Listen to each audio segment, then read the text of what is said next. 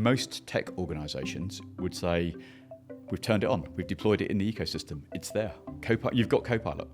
But if you don't know how to use it, if you don't know how to experiment with it, or you're scared of building an agent, those are the skills that you need to develop. And people are scared of this technology. They don't like getting things wrong. They're scared to fail. And actually, the thing I've learned about using agents and building agents is you're just iterating. You're not failing. You haven't succeeded yet. But you've got to take some time to use it to make that work.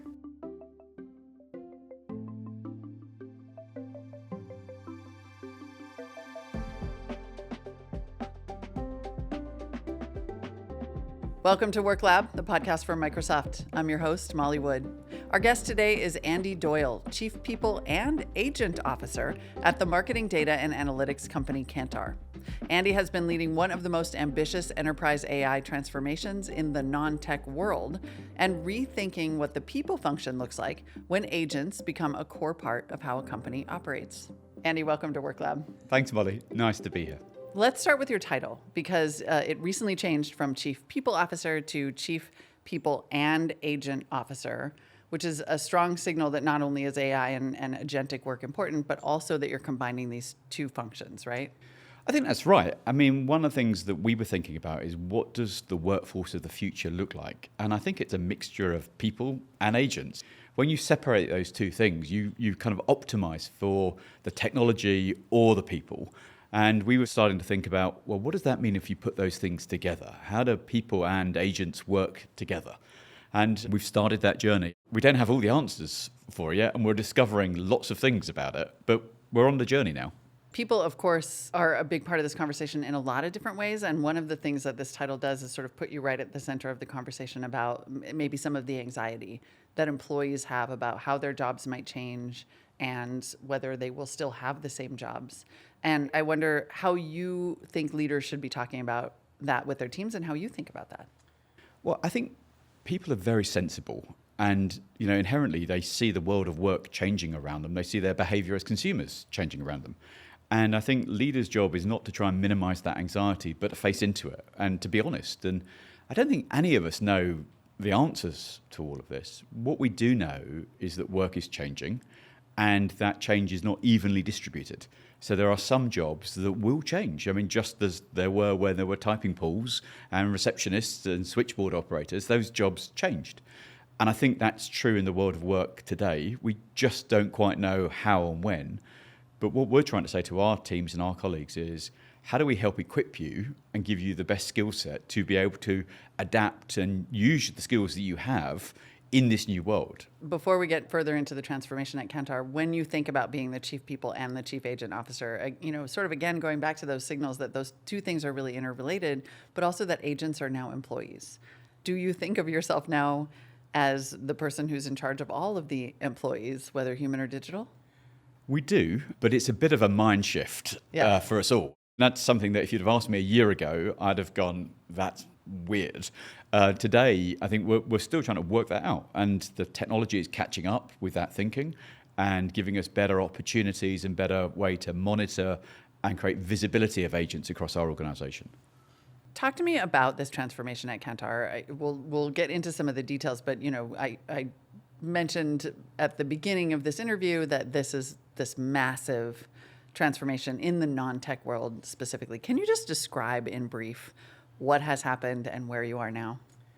As you say, we're not a tech company. We're a market research company. We've got researchers. Our culture is based on order and caution. And, we do longitudinal research to help companies around the world make the best decisions they can about their products, their future, how their brand grows. In that context, trying to say to people, we want you to deploy technology, embrace new technology, change technology. It's like, wow. It's like our people went, are you sure? And we rolled Copilot out about 18 months ago. We gave everybody a Copilot license and we said, let's experiment, learn, fail. When we went through that process, something woke in the organization about the capability of the tools. And what we found were kind of mavericks across the organization going, look what I can do. And we probably lent into that and went, okay, how do we amplify that? And that's where this all came from. It wasn't some grand plan. It wasn't like, oh, I know what we're going to do. We're going to have a strategy of do this and we're going to combine people and agents. It's kind of evolved over the last 18 months. And as we continue to learn, we're continuing to change the way we think about agents and the way we think about the interaction between people and agents. I love the boots on the ground perspective, because we sort of talk about what the playbook could be for companies and where to start and what to do. Did you have a business goal in mind? Did you have a line of business you were trying to cannibalize? Were you thinking this is the ideal outcome, or were you just like, let's go? We, like many firms, had a few Copilot licenses to play with, and we put them into one of our historic parts of our organization, where we've been in that office for 50 years. It was about 200 people in that office, and we gave everybody in that office a Copilot license. And we gave 100 of our senior executives a Copilot license. Yeah. And we said, go play. At that point, we had no expectation as to what this was going to be. It's amazing that it was only 20 months ago. I mean, the world has moved so much in that time. But out of those 200 people who were in core research, in business development, in client relationship management, in analytics, in HR, our payroll team were based there, they just started coming up with ideas. Mm-hmm. They just started experimenting. And out of that, we just thought, there's something here. We don't know what that something is, but we kind of took a bit of a leap and expanded that Copilot trial and then went to everybody 15 months ago. And it was the point we went to everybody. It becomes a way of working, a different way of interacting. And I think that was the piece. And when I talk to colleagues in other firms who have got 10% of their population with a set of tools, it doesn't work. You stay in pilot mode until your organization is all embraced and all in on whatever tool you're working with. That's when you start getting the breakthroughs. That's when you start getting the change. And that's where we are today. Kantar reported an 85% daily Copilot use rate across your rollout, which is an outlier among all kinds of firms. What does daily usage look like? What are those 85% doing?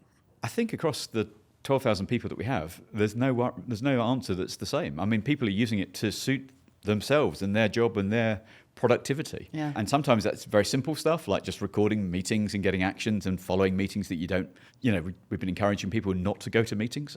Meetings are the curse of corporate life. I love Kantar. Yeah, hire me. That's right. We spend so much time in meetings. Yeah. Let Copilot do the work for you, and it sends you any actions that you might have out of the meeting, or particularly something you might be tangentially involved in or going for 10 minutes of. So some usages like that, all the way through to big heavy lifting agents that we've built. We have more agents than people in the organization. That comes with good things and bad. Right. But we've got 15,000 odd agents across the organization today. Some of those agents are just very individual for someone. Some of those, about 150 of them, are big enterprise agents that we've built to do big corporate tasks. So we're all points in between that thinking. Okay, let's talk about the 15,000 agents.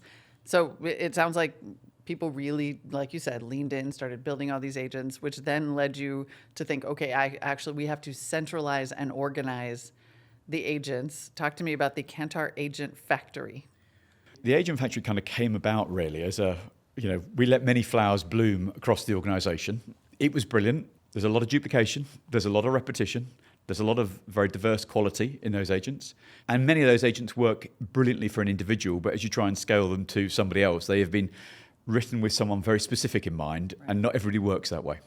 So what we've started doing was spotting the agents that more people were using. And a lot of the activities we've had are by word of mouth. It's not some big corporate program. It's, I've built something, I show it to my colleague. They go, well, that's really cool. Can I have that? And you give me access to it. And then they show someone and it builds. And you start seeing across our ecosystem agents that are being used by multiple people.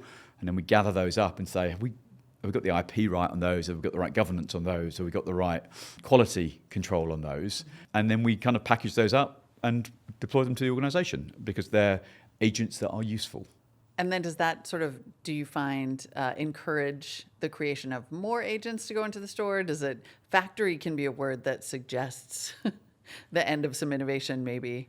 No, and I think that's the balance. I mean, Yeah. what we've tried to do is to say we've got really 3 types of agent that we build, like no code, low code, and pro code.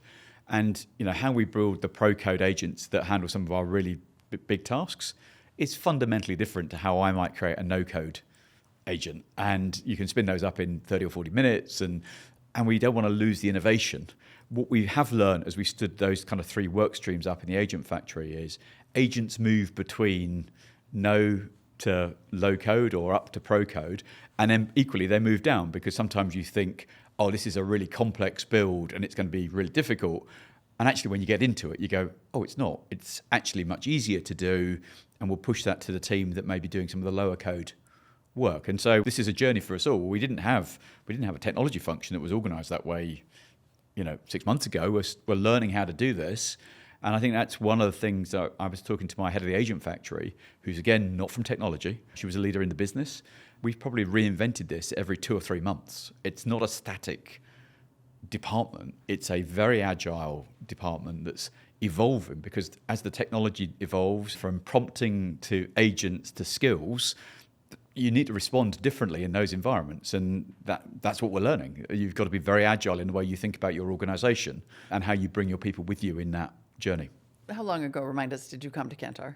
I've been at Kantar 5 years. So like when you got there 5 years ago, would you have thought to yourself, this is the organization that is going to be a frontier firm? This is the organization that's going to implement this, be willing to adapt, roll with the changes, create an entirely new infrastructure internally so that we can adopt the latest and greatest technology and move forward that way? Never in a million years. Yeah. And I'm certainly not trying to cast aspersions, but when you think, the hard thing about companies is to make this mindset shift that you're describing happening so naturally and organically. It's like the dream.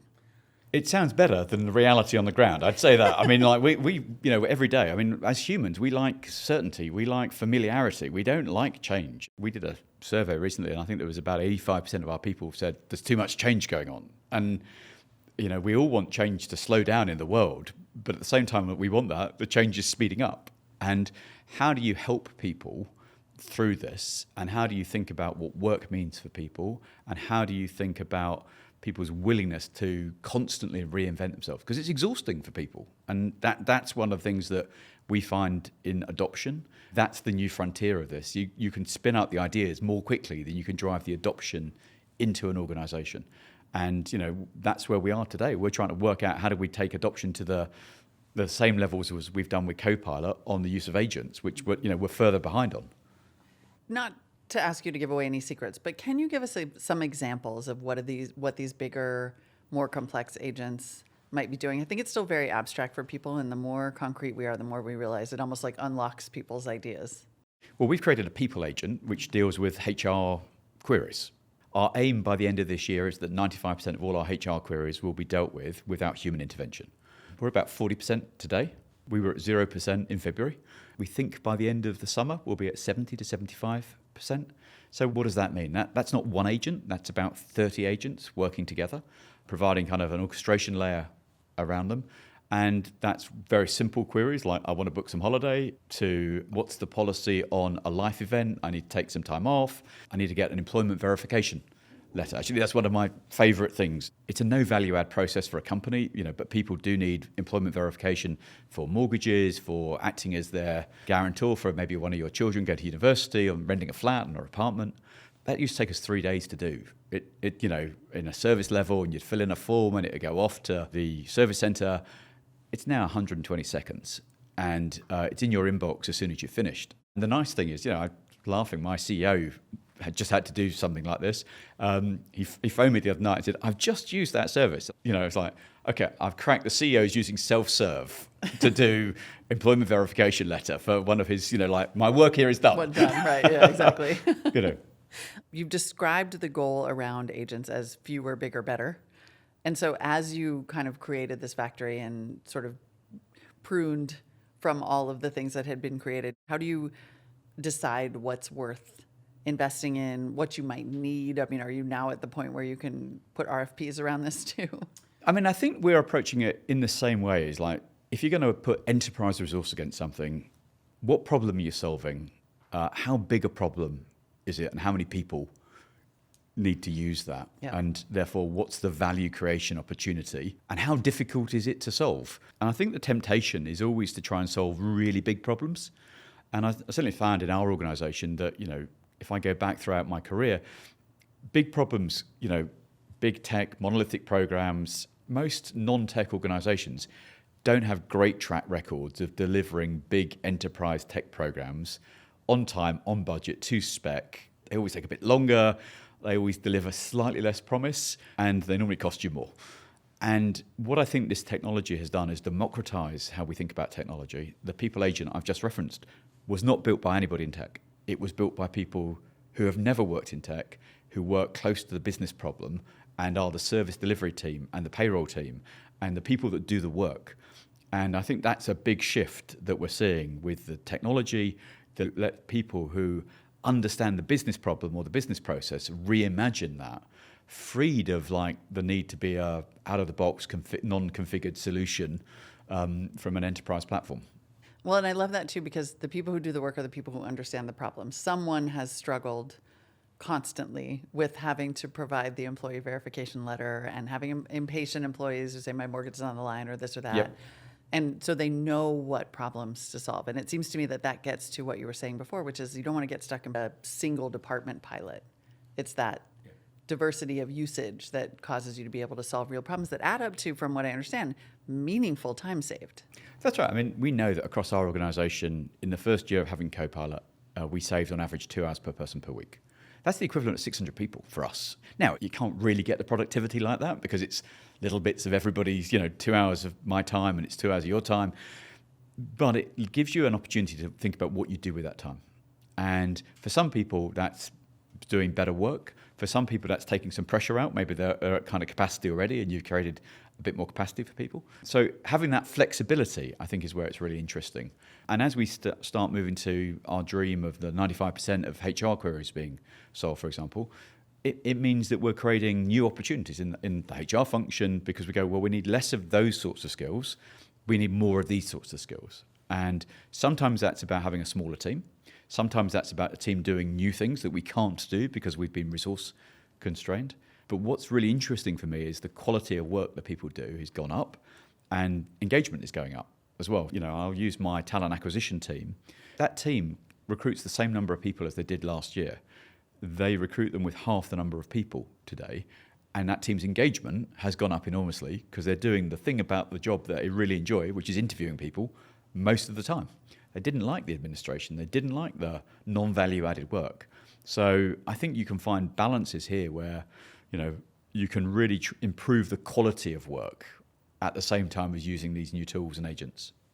How are you measuring this? How do you know if the agent factory is working? It's clearly you have some metrics about engagement and time saved. And what are the other, I think, a big question for people is how do I know if there's ROI here? I'm not sure you do. I think there's a bit of a leap of faith. I work in a private equity-owned business. Leaps of faith are not normally where private equity investors like to be. They like data. So we do have data. We know we've got productivity inside the organization. We've got engagement metrics inside the organization. We've got quality metrics inside the organization. Because in any big organization, not everything you do is at the highest quality. There will be pockets at times where you go, oh, is that presentation our best work for a client? And what we're starting to see is you can really raise the bar on performance, but also kind of raise the floor. So you're kind of got a quality threshold where you might be able to get work to a client more quickly. So I think you've got to develop your metrics in a sensible way. One of the things that we are seeing is, and grappling with, frankly, is, how do you think about tech cost? How do you think about labor cost? How do you think about token cost? And how do you triangulate those three in a way that makes sense? Because the challenge, I think, for an enterprise is not to think about the individual budgets, but to think about, well, what does this cost us overall? And where do you deploy more technology solutions or super agents to help you? Where do you put people? Where do you make that choice? Mm-hmm. And up until now, that choice has been forced on you by the availability of technology and the skill sets of the people you have. Now I think you have some choices to make about how do you deploy people in the best way. It's so interesting because as we are talking, it seems so obvious that you would combine these functions, that you would be the chief people and agent officer, because I think that there has been a tendency to think about this as a technology solution, as opposed to like a new set of employees or, we've sort of talked for years now about how it will change people's jobs. But as you're describing this, it sort of feels like it all comes down to the skills and the people and the people managing the agents and the agents filling in for what people were doing. Like it just at what point did it seem that obvious to you, I guess is what I wonder. Not at the beginning. Yeah. I think that's been our journey, which is it kind of sounds credible and sensible now because you go, oh, well, if that works. When we started and we were talking about this kind of concept, I remember talking to our CTO. He's like, are we sure about this? And we came to the conclusion that the technology works. And if you start with, you can make the technology work. There's nothing that we are doing that we are not a tech company. We're a user of technology. So this works. And you can learn how to make it better. You can tune it. You can do all sorts of clever things with it. Actually, what stops that, what changes it, is can you drive the adoption and the human mindset? And that's a change journey, and that's a people journey. Mm-hmm. Most tech organizations would say, we've turned it on, we've deployed it in the ecosystem, it's there. You've got Copilot. But if you don't know how to use it, if you don't know how to experiment with it, and you're scared of failing, or you're scared of building an agent, those are the skills that you need to develop. And people are scared of this technology. They do kind of go, I don't like getting things wrong.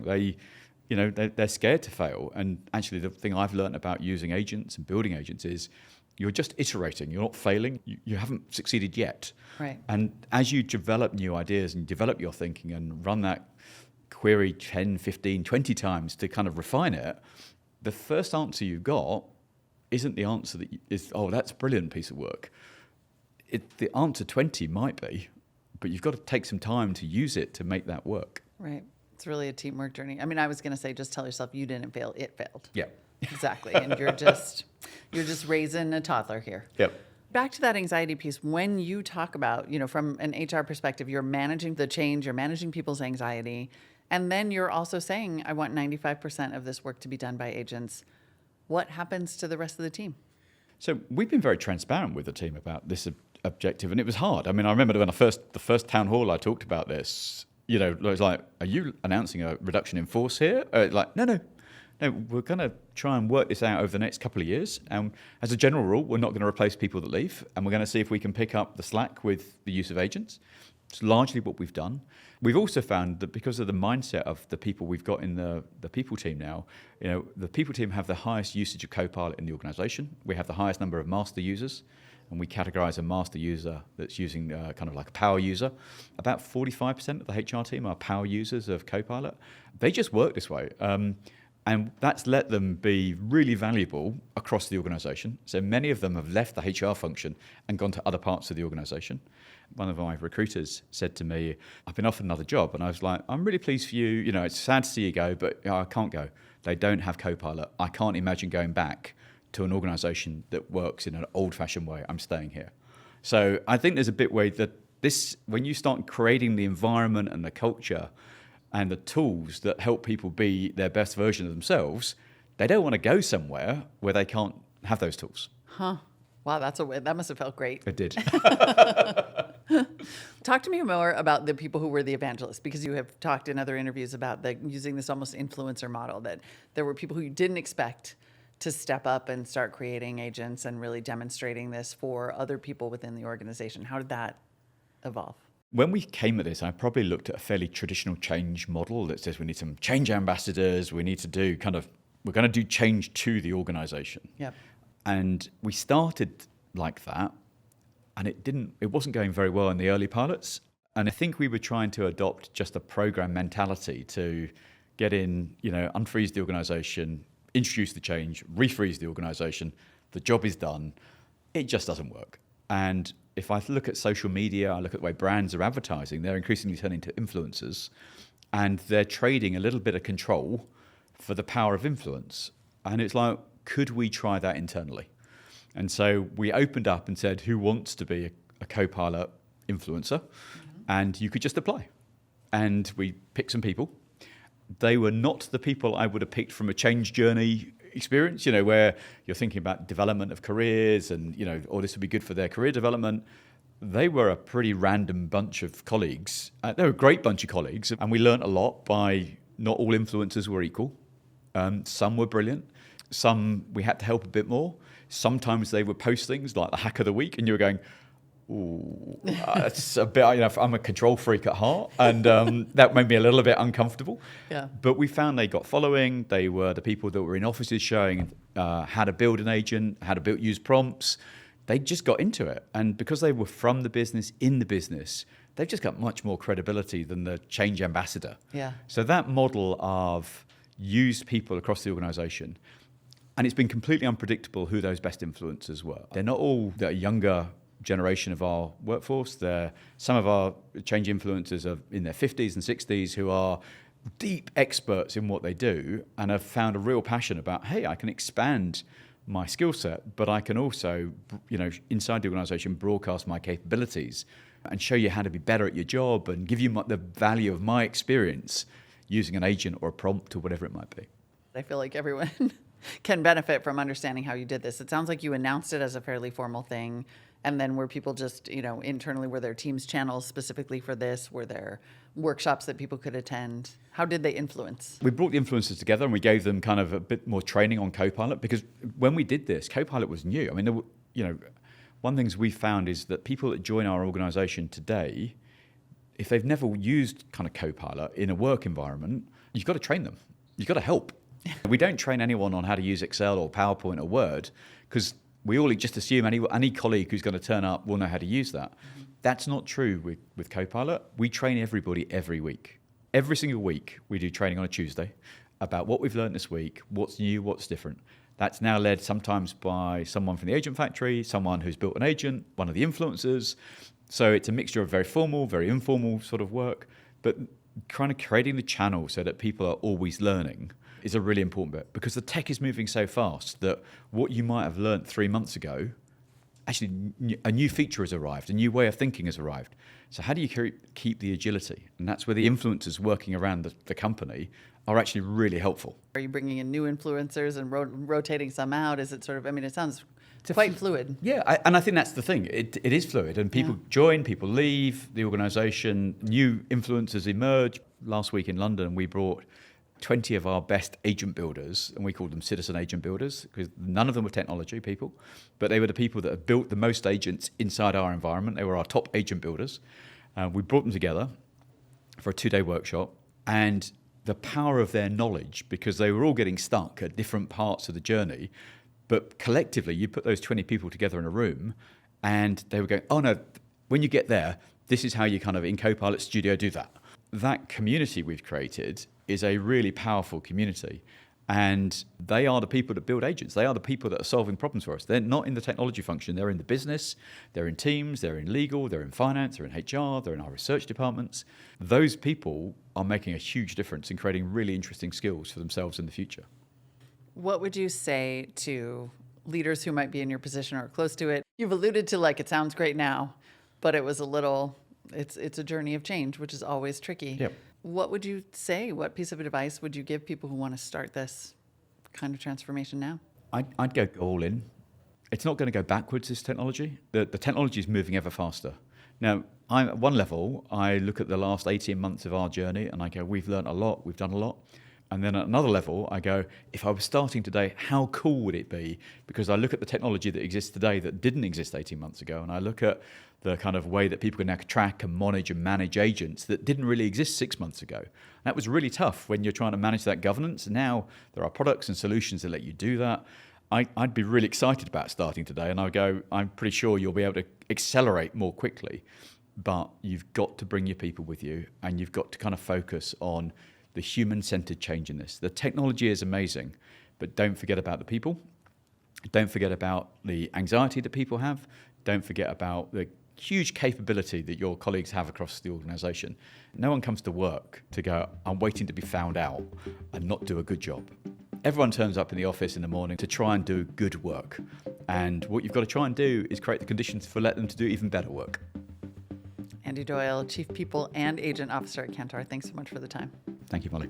Thanks again to Andy Doyle, Chief People and Agent Officer at Kantar. For more conversations from the frontier of AI at work, follow this show and listen to past episodes wherever you get your podcasts. I'm Molly Wood. Thanks for listening.